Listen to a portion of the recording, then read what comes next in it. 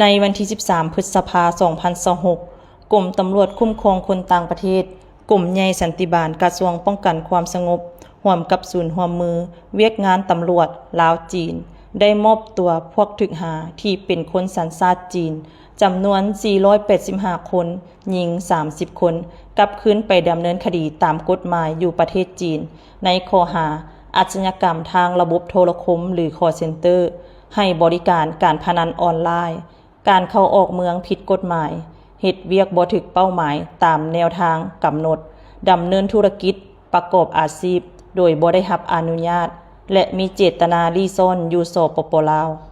กลุ่มแก๊งดังกล่าวถูกกักตัวในวันที่ 6 พฤษภาคม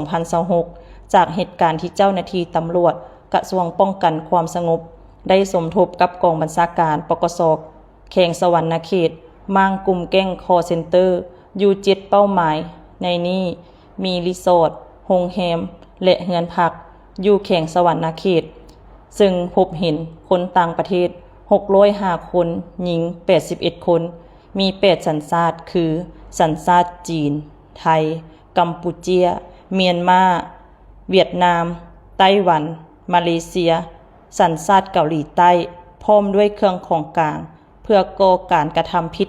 จำนวนหลายรายการจากการมอบตัวพวกถึกหาดังกล่าวได้จัดขึ้นที่ด่านสากลบ่อตินแขวงหลวงน้ำทา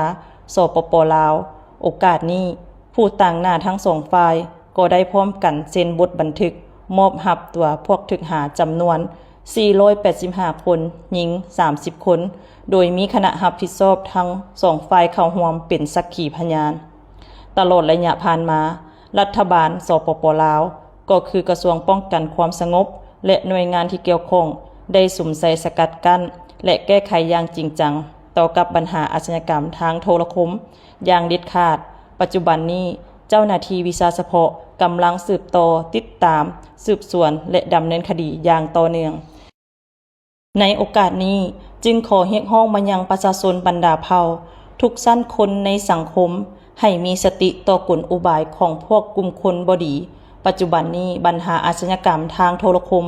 แม้นมีรูปแบบการหลอกลวงที่หลากหลายและมีวิธีป้องกันตัวอย่างทันสมัยนักธุรกิจและชาวค้าขายหรือผู้ประกอบการเฮือนให้เช่าโรงแรมอพาร์ตเมนต์ห้องแถว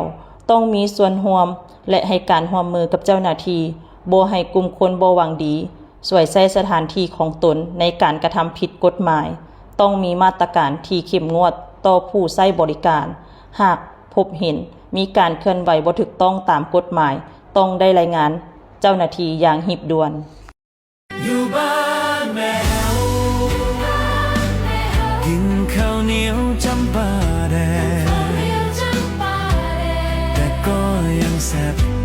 แต่ก็ยังนัวดีกว่าเป็นคอยสายอื่น